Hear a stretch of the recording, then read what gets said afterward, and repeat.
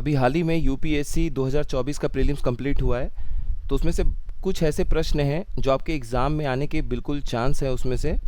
ख़ास तौर पे आगामी जो आपके यूपीपीसीएस के एग्ज़ाम हैं और आरओ आरओ है, और जो बीपीएससी देना चाहते हैं उनके लिए भी इम्पॉर्टेंट हैं कुछ सवाल। तो उनको थोड़ा सा डिटेल में हम देख लेंगे, कई सारे वीडियोस में, कई सारे पार्ट में, ताकि उसके डिटेल में से कोई भी सवाल अगर बनता है तो वो आप सही कर पाएँ। तो देखिए, पहला सवाल जो पूछा गया था वो आपका था कि किसी अर्थव्यवस्था में कुल प्रजनन दर को किस रूप में परिभाषित किया जाता है। तो कुल जो प्रजनन दर है उसे हम कहते हैं टोटल फर्टिलिटी रेट। तो बस टोटल फर्टिलिटी रेट का डेफिनेशन आपसे पूछ लिया है। अगर आपको थोड़ा सा भी आइडिया है तो ये question easy to moderate, moderate भी नहीं टच करेगा, इजी कैटेगरी में हम इसे मान सकते हैं, बहुत ज़्यादा से ज़्यादा मॉडरेट कैटेगरी में हम मान सकते हैं। तो इसका पहला ऑप्शन है कि एक वर्ष में जनसंख्या में प्रति 1000 व्यक्तियों पर जन्म लेने वाले बच्चों की संख्या को बताया जाता है इसमें। या फिर किसी दी गई जनसंख्या में एक दंपति के जीवन काल में उनसे जन्मे बच्चों की संख्या पता चलती है। या फिर प्रजनन दर से हमें यह पता चलता है कि जन्म दर घटा मृत्यु दर कितना है। या फिर एक महिला का गर्भधारण आयु जो कि चाइल्ड बियरिंग एज कहलाता है, उसके अंत तक उनसे जन्मे जीवित बच्चों की औसत संख्या। तो यही इसका आंसर हो जाएगा, the average number of live births a women would have by the end of her child bearing age. अब चाइल्ड बियरिंग एज क्या है? वो उम्र जब कोई महिला मतलब आपके बच्चा पैदा कर सकने की कैपेसिटी, क्षमता रखती हैं, तो वो आपका कहलाता है, गर्भ धारण कर सकती हैं, वो उनका चाइल्ड बियरिंग एज है, गर्भ धारण की आयु है।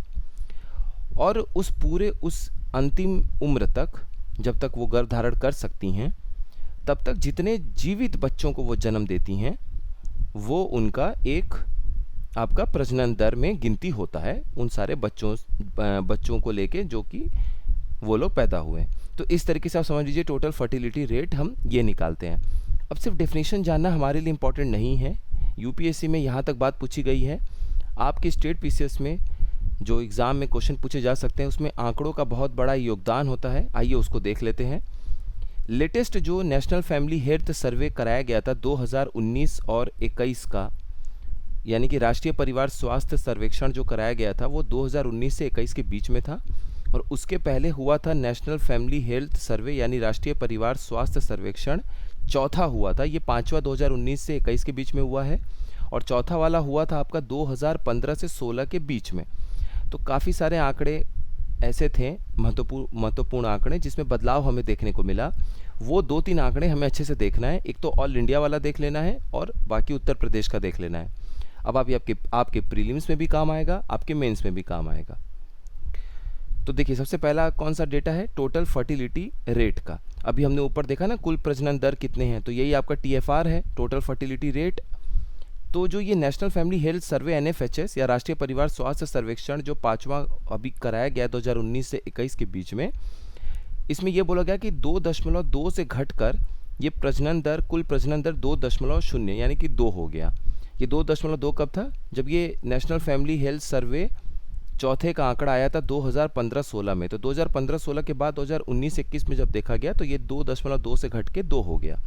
ये राष्ट्रीय स्तर का, हम लोग नेशनल लेवल का पढ़ रहे हैं। तो अब हमारा जो फर्टिलिटी रेट है, प्रजनन दर है, वो हमें रिप्लेसमेंट रेट की ओर ले जा रहा है। रिप्लेसमेंट रेट का मतलब क्या है? सिंपल, पहले आप ये देख लीजिए फिर हम समझ लेते हैं। प्रजनन क्षमता के प्रतिस्थापन स्तर को बोलते हैं, मतलब रिप्लेसमेंट लेवल ऑफ फर्टिलिटी की तरफ हम बढ़ रहे हैं, जो कि 2.1 है, तो उससे भी नीचे चले गए, हम तो 2 पे चले गए। सिंपल मतलब ये है कि हमारी जनसंख्या में 2 लोग हैं, मेल फीमेल, इनके 2 बच्चे हुए, तो ऐसा माना जाता है कि हमारे 2 अगर ये चलता चला जाए तो जनसंख्या या पॉपुलेशन हमारी इस तरीके से रहेगी कि जो ना बहुत बढ़ेगी ना घटेगी, स्थिर अवस्था में हमारी जनसंख्या को देखा जाएगा। तो इसीलिए इतने बच्चे हो जाएं कि आपकी पुरानी जनसंख्या हूबहू वैसे ही एक और रिपीट हो जाए। आपकी एक जनसंख्या के बाद जो बूढ़ी हो रही है फिर नई आए, फिर वो जब बूढ़े होंगे फिर नई आए, ये साइकिल चलता चला जाए और इससे जनसंख्या ना बहुत बढ़े ना घटे। इस तरह की स्थिरता को जब आप जनसंख्या में पा लेते हैं तो वो आपका क्या कहलाता है? रिप्लेसमेंट लेवल ऑफ फर्टिलिटी या फिर प्रजनन क्षमता के प्रतिस्थापन स्तर।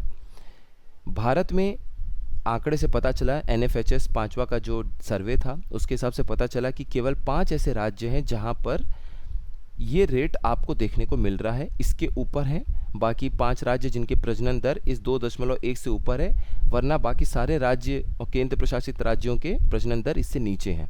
वो 5 राज्य कौन कौन से हैं जिनके प्रजनन दर इस 2.1 से ज़्यादा है? उसमें एक यूपी है, बिहार है, झारखंड है, मेघालय है, मणिपुर है। तो एक सवाल आपसे यहाँ पूछा जा सकता है, कोई भी 4 ऑप्शन या 5 ऑप्शन दे के वो आपसे पूछ सकते हैं कि कौन सा ऐसा राज्य है जो इसमें शामिल है, कौन से राज्य हैं जो नहीं शामिल है।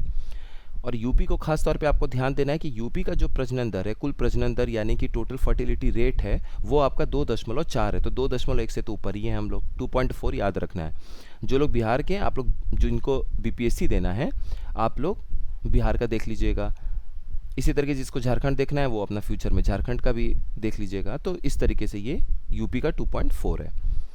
अब यहाँ हम समझ लेते हैं, एक बार डेफिनेशन भी देख लेते हैं। रिप्लेसमेंट लेवल ऑफ फर्टिलिटी क्या है, ये ऊपर लिखा है इंग्लिश में, हिंदी में देख लेते हैं। प्रतिस्थापन स्तर की जो प्रजनन क्षमता है वो कुल प्रजनन दर है, ऐसे प्रजनन दर है जिसमें प्रति महिला पैदा होने वाले बच्चों की औसत संख्या, जिस पर जनसंख्या बिना किसी प्रवास के एक पीढ़ी से दूसरी पीढ़ी में खुद को प्रतिस्थापित कर देती है। तो मतलब पहले जितनी जनसंख्या थी, अगली पीढ़ी में फिर वैसे ही जनसंख्या तैयार हो गई।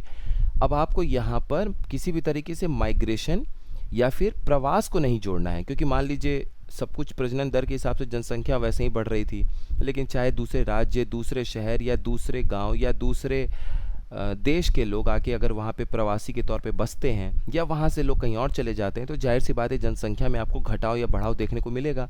इसीलिए वो प्रवासी वाला जो फैक्टर है, जो कारण है माइग्रेशन वाला, उसको हटा के इस डेफिनेशन को बनाया जाता है। तो ये डेफिनेशन अब आप याद रखिएगा। टीएफआर पूछा गया है तो यूपीएससी अगर आप अगली बार देते हैं तो आपसे रिप्लेसमेंट लेवल ऑफ फर्टिलिटी अगली बार पूछा जा सकता है, या फिर आपसे डेटा में पूछा जा सकता है, जो आंकड़े हमने अभी ऊपर देखे हैं। अब कुल जनसंख्या का लिंगानुपात भी देख लेते हैं, कुछ महत्वपूर्ण आंकड़ों को हम और भी देख लेते हैं। तो आपका ये जो टोटल सेक्स रेशियो है पॉपुलेशन का, सेक्स रेशियो कितना है, 1000 पुरुषों पर महिलाओं को हम गिनती करते हैं। तो शहर में जब आप देखेंगे तो सेक्स रेशियो हमें नज़र आएगा लिंगानुपात 985, ग्रामीण क्षेत्र में 1037, और कुल जो ये सेक्स रेशियो है ये 1020 हो गया, यानी 1000 के ऊपर हो चुका है। और इसी चीज़ को देखने के लिए, इसी तरह के कुछ आंकड़ों को देखने के लिए कई सारे कोशिशें की गई, कई सारे गवर्नमेंट स्कीम लाए गए, जैसे बेटी बचाओ बेटी पढ़ाओ स्कीम था। उसका एक ये भी ऑब्जेक्टिव था, उद्देश्य था कि हम जो बच्चियां हैं उनको न केवल जन्म होने दें, उनको गर्भ में उनकी हत्या होने से बचाएं, बल्कि उनके स्वास्थ्य की भी सुरक्षा की जाए, स्वास्थ्य के ध्यान दिया जाए, उनकी शिक्षा को बढ़ावा मिले। इस तरीके का कुछ उद्देश्य बेटी बचाओ बेटी पढ़ाओ स्कीम में भी था। तो आज कहीं ना कहीं ये सफल होता हुआ नज़र आ रहा है। आगे देखते हैं, अब हम साक्षरता दर को देखते हैं, लिटरेसी रेट को। लिटरेसी रेट में अगर आप देखेंगे तो कितने लोग आदमियों में, मेन में कितने लोग पढ़े लिखे हैं, पुरुषों में 84.4%, और महिलाओं में कितने लोग आज लिटरेट हैं, साक्षर हैं, तो वो है 71.5%। ये हमारा आंकड़ा आ गया राष्ट्रीय स्तर का। अब हम देखते हैं शिशु मृत्यु दर, इन्फेंट मोर्टिलिटी रेट। तो आपसे इन्फेंट मोर्टिलिटी रेट पे भी कई बार सवाल पूछे जा चुके हैं पास्ट ईयर में, चाहे यूपीएससी हो, चाहे स्टेट पीसीएस हो, चाहे आरओ हो। आने वाले टाइम में भी यहाँ से आपसे एक सवाल पूछा जा सकता है। तो पहले हम आंकड़ों को देख लेते हैं। तो राष्ट्रीय स्तर पे अगर आंकड़े देखेंगे शिशु मृत्यु दर को, तो वो 35.2 है, 35 है। तो अभी भी कोई बहुत अच्छा आंकड़ा नहीं है, हालांकि हमने इसे बहुत हद तक कम किया है, लेकिन अभी भी इसमें सुधार होना बाकी है। और यूपी को अगर आप देखेंगे तो यूपी अभी भी काफ़ी ज़्यादा है शिशु मृत्यु दर के हिसाब से, 50.4।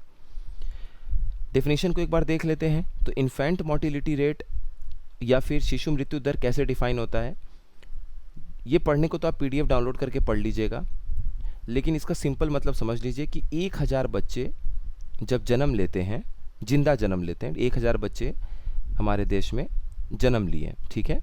जब 1000 बच्चे जीवित पैदा हुए तो इनमें से कितने ऐसे बच्चे थे जो दुर्भाग्यवश 1 साल का भी जीवन अपना पूरा नहीं कर पाए, यानी इन 1000 जिंदा जन्मे बच्चों पर कितने ऐसे बच्चे हैं जिनकी मृत्यु 1 साल पूरा होने के पहले ही हो गई, जिन्होंने अपना पहला हैप्पी बर्थडे कंप्लीट नहीं देख पाए और उनकी मृत्यु हो गई।